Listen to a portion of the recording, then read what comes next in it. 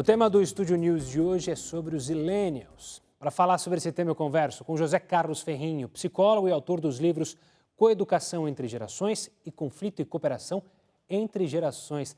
Seja muito bem-vindo, José. Obrigado pela participação aqui conosco. Obrigado a você, Gustavo, a Record, aí, pelo convite. José, eu queria começar primeiro com a explicação, então, né? O que são os Zillennials, a geração Z, e por que esse nome específico? Gustavo, se você me permite, eu gostaria de fazer um pequeno preâmbulo sobre a questão das gerações, para que os espectadores, o público, entendessem melhor, né? Afinal de contas, do que se trata uma geração, o que é uma geração. Eu estou nessa terceira obra aí que eu estou construindo, esse terceiro livro, estou tentando justamente contar um pouco da história das gerações. Então, muito brevemente, eu queria dizer que essa atenção à questão das gerações remonta aos tempos bíblicos. Para quem teve a curiosidade de ler o Gênesis, a primeira parte da Bíblia, ela é, na verdade, a história de uma sucessão longa e até entediante de gerações a partir de Adão e Eva. Quero lembrar também que essa questão das gerações foi também discutida na antiga Grécia, na antiga Roma. Vários filósofos se debruçaram sobre essa questão das gerações, alguns exaltando a velhice, outros criticando a velhice, e a mesma coisa em relação à juventude, elogiando ou criticando os jovens daquela época, na antiguidade. Na Idade Média, até se perdeu um pouco a noção de gerações. As gerações todas se misturavam, né, nas aldeias medievais, e não havia uma noção muito clara, como nós temos hoje, de gerações, ou seja, todas essas fases, todas essas etapas do ciclo vital. A partir de meados do século XIX é que essa questão das gerações começa a ser estudada por vários autores, e no século XX, o Karl Mannheim, um sociólogo muito importante, foi o que melhor teorizou e definiu o que significa uma geração. E o que ele disse? Ele disse: uma geração é formada por um grupo de pessoas com idade próxima, com idade semelhante, ou seja, dentro de uma determinada faixa etária, que definem a sua identidade, ou seja, o seu perfil, os seus valores, comportamentos, atitudes, dependendo da maneira como vivenciam os acontecimentos de sua época. Finalmente chegamos nessa nova geração, né, dos Zillennials. Os Zillennials, você me perguntou por que essa denominação? Olha, eu suponho que seja por conta de uma síntese, de uma mistura entre o nome geração Z, aquela que vem após a Y, e a palavra centennials, porque os Y também são chamados de millennials, enquanto que a geração Z é chamada de centennials. Os centennials, então, ingressam no mercado de trabalho agora, né? Eles estão começando a entrar no mercado de trabalho porque eles são muito jovens, muitos são adolescentes ainda. E, bem, em relação a essa, digamos assim, faixa etária, essa geração, a gente pode, então, levantar algumas questões. Bem, Gustavo, ficou claro, então, essa introdução? Não sei se me estendi muito, mas a minha preocupação foi de dar um contexto, né, para essa questão geracional. Não, foi super contextualizado. E agora eu queria entrar, então, diretamente no Z, porque o Z, como você mencionou das outras gerações, ele nasce justamente inserido nesse mundo digital, nesse mundo da internet, já com conhecimento prático, sem precisar fazer os famosos cursos de computação que muitas gerações tiveram que fazer. Só que como que isso interfere nessa geração? Ela vai ser mais social, menos social? Quais são os problemas postos para essa geração, já que ela é tão tecnológica?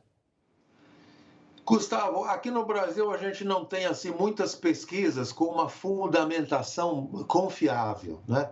Eu peguei alguns dados, principalmente da sociedade americana, e podemos inferir que haja uma semelhança desse perfil também com os brasileiros.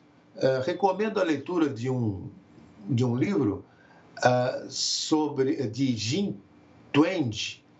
Ela é uma psicóloga norte-americana, leciona na Califórnia, e ela, então, se baseou muito em dados de organismos americanos que fazem periodicamente um levantamento a partir de entrevistas, principalmente com adolescentes de ensino médio. E ela faz, então,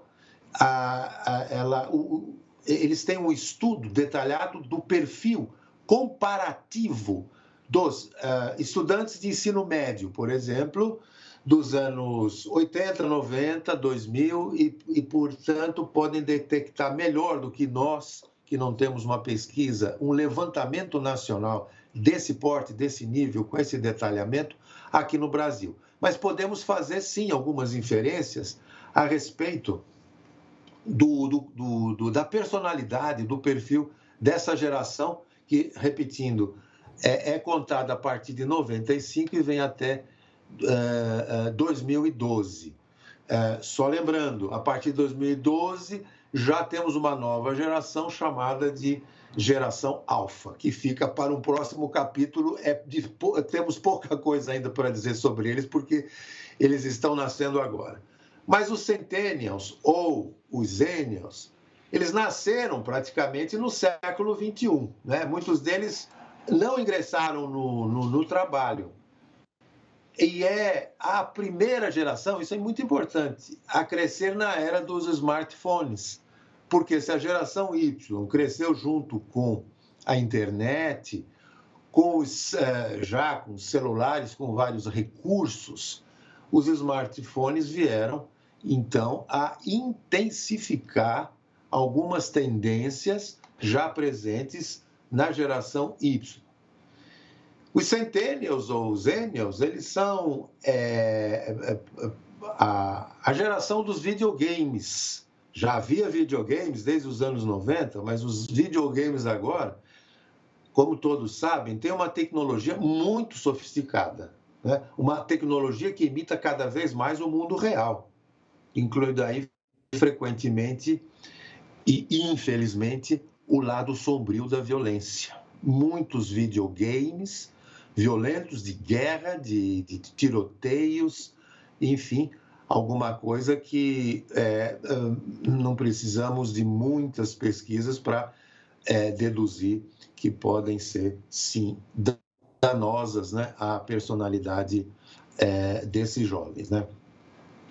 Então, para os profissionais, vamos dizer, voltados para o gerenciamento de pessoas nas empresas, a geração Z é composta por, vamos dizer assim, jovens, né, com um perfil parecidos, como eu disse, com a geração Y, mas eles são mais vitaminados, ou seja, mais bombados, para usar um termo popular, nessa aceleração, né, do seu comportamento.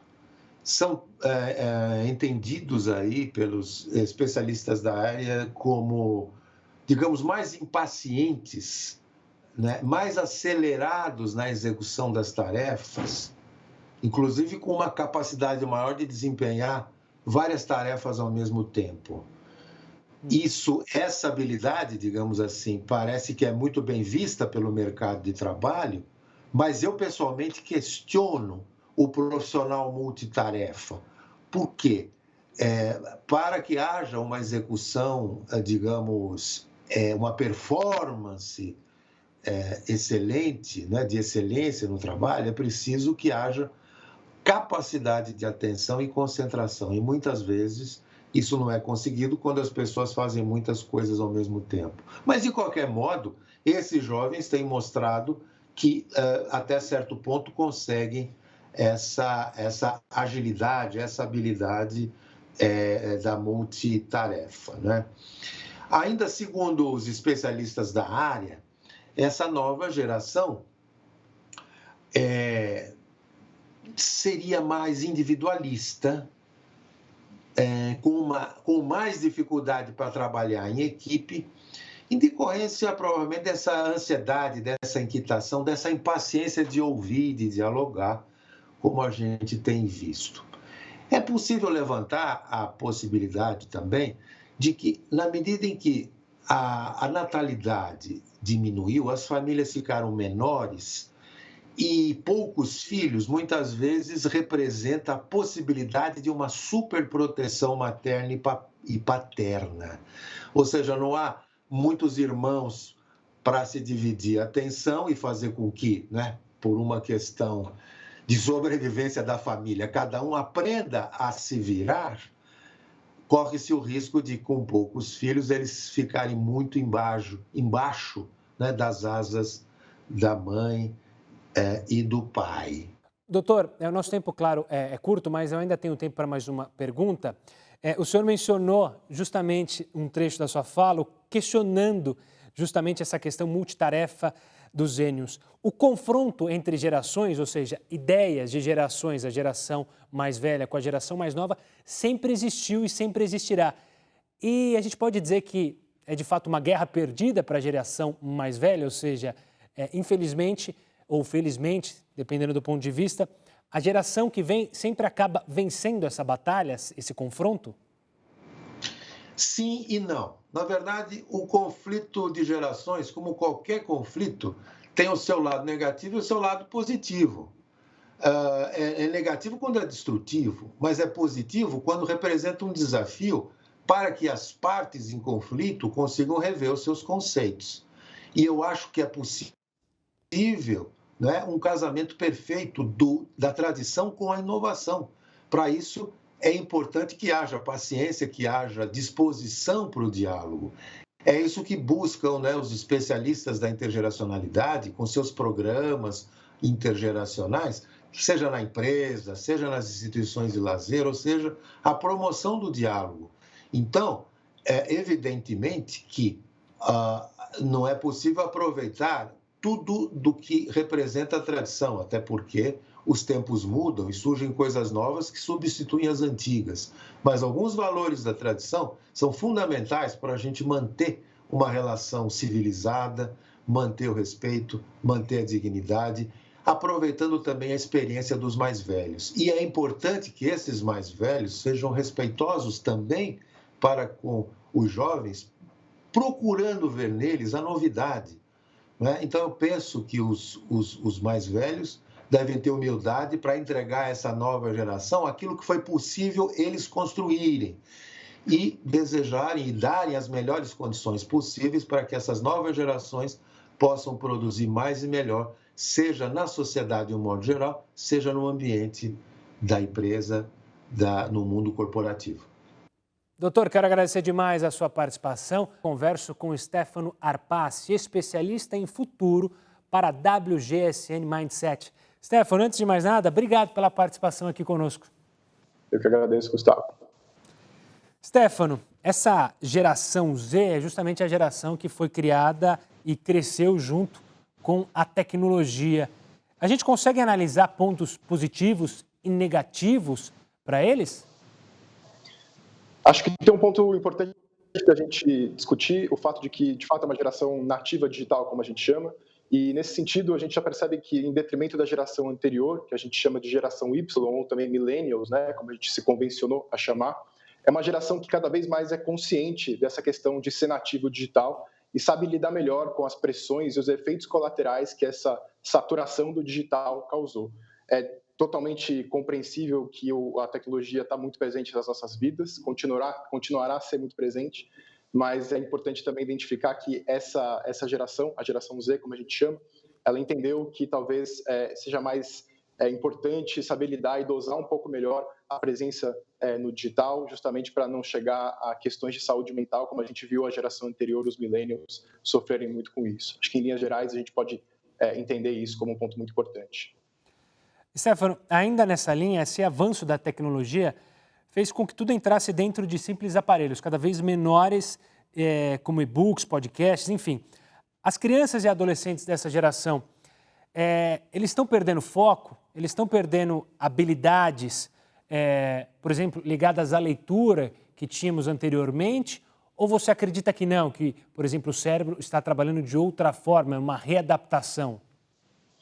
O que a gente estuda, Gustavo, é que certamente existe um impacto imediato, né, em uma troca de ambiente, né, o sair do analógico e ir para o digital faz com que a gente perceba uma questão na atenção, né, uma coisa que foi muito, que inclusive durante a pandemia agora foi muito importante, a gente vê como as aulas foram para online, muitas pessoas viram, né, que a geração Z teve um pouco de dificuldade, ao mesmo tempo que se adaptou depois a esse novo ambiente e conseguir, enfim, passar horas ali conversando, tendo aulas, lendo dentro desse ambiente digital. Mas o que a gente acredita muito é que isso acontece de uma forma de adaptabilidade. Então, de início, houve um impacto mais complicado, né, nessa questão da atenção e que fez com que, enfim, no geral, as pessoas da geração Z tivessem alguma dificuldade, mas depois, conforme a gente foi entendendo que essa realidade se tornava cada vez mais presente, especialmente em tempos de pandemia, onde a gente se viu obrigado a fazer isso, onde a gente viu as crianças, os adolescentes da geração Z sendo obrigados a fazerem isso, certamente houve aí uma adaptação mais presente e mais natural, digamos assim, a esse ambiente digital, em detrimento do analógico que a gente estava tão acostumado em tempos anteriores. Stefano, já que você citou justamente o uso das telas, principalmente por causa da pandemia, a gente já consegue vislumbrar se o impacto dessa transformação por causa da pandemia vai gerar algum efeito nessa geração? A gente acredita que sim, com certeza vai gerar um impacto. A gente entende que, enfim, a gente percebe, né, cada vez mais as pessoas dessa geração especificamente muito conectadas com essa questão da tela, mas como eu falei ali no começo, na primeira pergunta que você fez, existe também uma compreensão cada vez maior de que o uso excessivo, a saturação desse ambiente digital também traz efeitos colaterais. Então, como a gente entende, né, que quando a gente estuda a geração Z em linhas gerais, a gente fala que é uma geração mais consciente, uma geração mais pragmática, conforme a gente for avançando e essa geração for envelhecendo, se tornando mais adulta, a gente também pode prever aí um uso melhor, né, uma compreensão, um equilíbrio de forças, acho que é a melhor forma de definir, entre esse uso do digital e também uma preservação da vida no analógico, uma preservação da vida mais material, para que a gente consiga não sobrecarregar a nossa capacidade de entender as telas aí e manter também uma presença no mundo físico, no mundo material, no mundo analógico, que também traz aí benefícios específicos para o ser humano. Ô Stefano, um dos grandes pensadores hoje em dia, na atualidade, Yuval Harari, que escreveu inúmeros livros, o principal, Homo Sapiens, ele escreve no Homo Deus, ele cita um desafio da humanidade nesse momento, que é cada vez se tornar mais poderosa, criar super-homens. Você acredita que esse é o principal desafio posto a essa geração, ou isso para a geração Z, ou não? Essa é um desafio para próximas gerações? A gente acredita certamente que começa com a geração Z. Essa geração ela está diante aí de desafios nunca antes vistos na sociedade, pelo menos no último século, a gente pode dizer assim, né? Como também eu mencionei, é uma geração nativa digital e por conta de tudo que a gente vive, né, desse momento cada vez mais acelerado, dessa realidade muito dinâmica que a gente acaba vivendo, certamente essa geração já começa a ser desafiada nesse sentido aí do que a gente está chamando, do que o Yuval chama, né, justamente desse super-homem, né, dessa relação desse Homo Deus cada vez mais onipresente, cada vez mais capaz de muita coisa. A gente entende que, enfim, depois da geração Z já tem a geração Alpha, que é uma geração que a gente também já estuda. Então, esse desafio começa com essa geração agora, a geração Z, mas ele vai continuar, né? Ele tem outros desdobramentos para as gerações que se seguem. Enfim, o futuro dirá, mas certamente a gente começa a já observar na geração Z esse compromisso, esse comprometimento com novas possibilidades, até onde a gente consegue ir enquanto ser humano, mas de qualquer maneira isso vai se desdobrar para as gerações que virão pela frente. A gente sempre tem combates entre gerações, né? Um dos combates postos é justamente que essa geração Z é muito mais tecnológica, acredita na tecnologia, na facilidade. Em compensação, gerações anteriores se veem um pouco assustadas com esse avanço tecnológico, que é muito rápido. esse também é um desafio em lidar para o próximo futuro, né? O futuro que está diante a todos nós? Com certeza, acho que é um desafio que também começa ali quando a gente entra muito nesse universo digital, nessa vida digital que vale para o mundo inteiro. Vou dizer ali, posicionando em termos temporais, ali por volta dos anos 90, quando a gente de fato vê essa tecnologia se alastrar mundo afora. E a gente, como você falou, né, com certeza olha para gerações mais velhas e vê uma dificuldade maior de se adequar.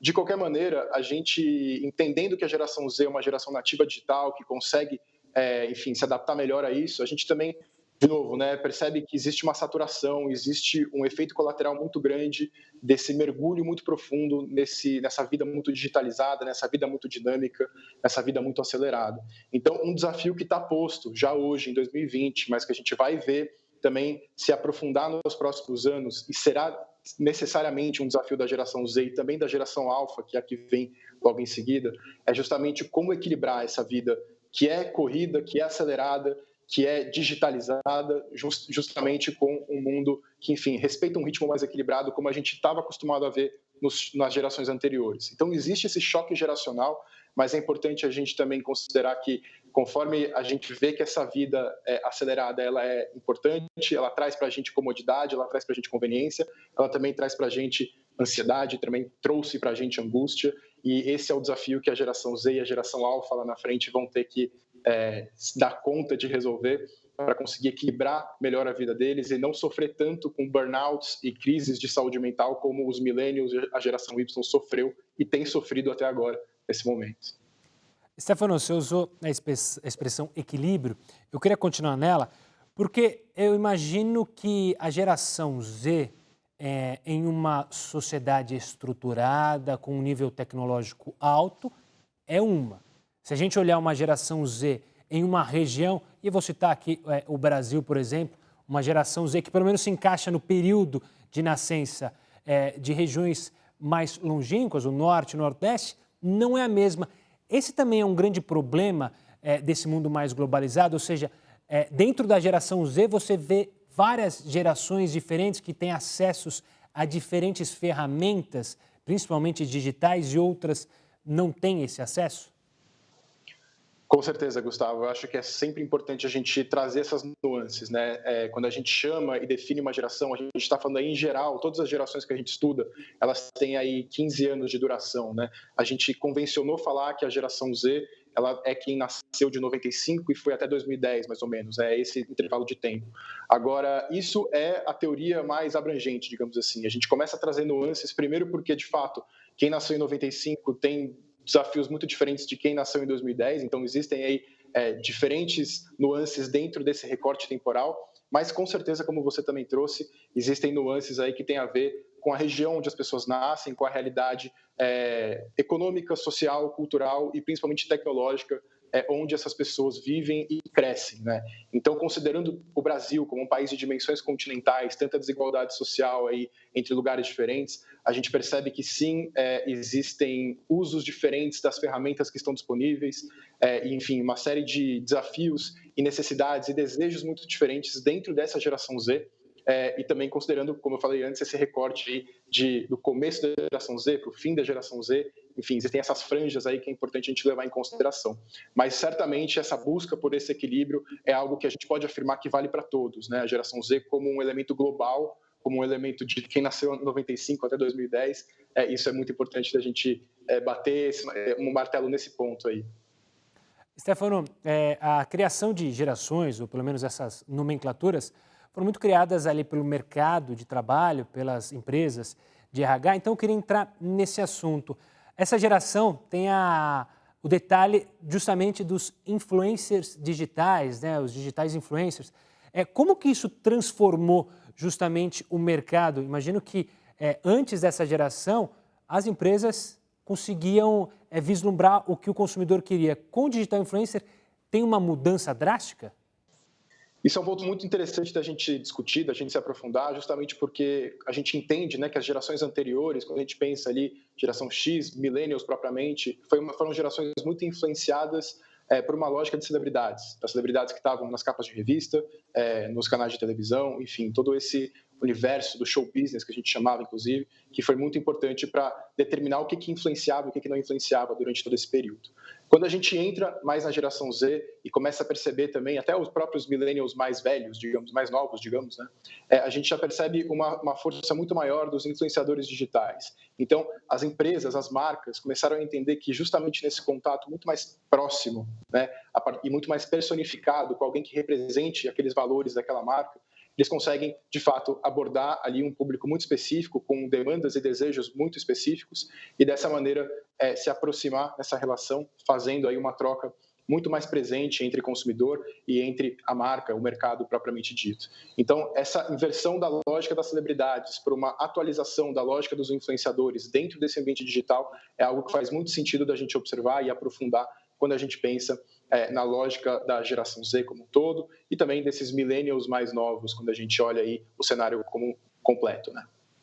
Stefano, ainda nessa linha, com essa revolução digital tão rápida e cada vez mais veloz, é possível o mercado prever tendências ou está cada vez mais difícil para quem acompanha a área imaginar o que vem adiante?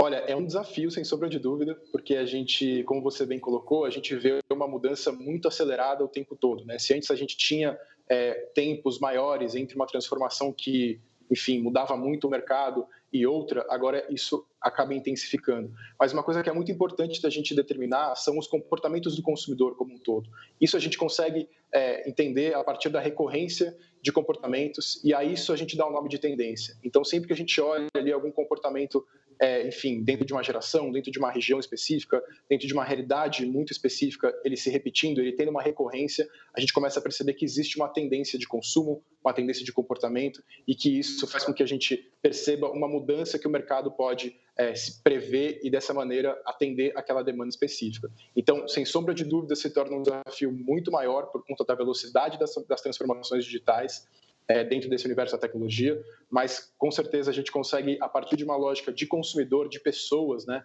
a gente consegue entender os comportamentos e perceber o que vem pela frente, dando, enfim, para as marcas e para os mercados uma previsão do que eles podem se preparar considerando esse novo consumidor. Stefano, obrigado pela participação aqui conosco no Estúdio News, obrigado pela atenção, pela simpatia num papo que o que mais tem pela frente são desafios. Até a próxima. Eu que agradeço. Até mais. O Estúdio News fica por aqui. Eu conversei com o Stefano Arpaccio, especialista em futuro para a WGSN Mindset, e José Carlos Ferrinho, psicólogo e autor dos livros Coeducação entre Gerações e Conflito e Cooperação entre Gerações. Você já pode acompanhar essa entrevista lá no nosso canal no YouTube e também no Play Plus e pelo nosso podcast que está tanto nas plataformas Spotify quanto Deezer. Semana que vem tem mais. Até lá!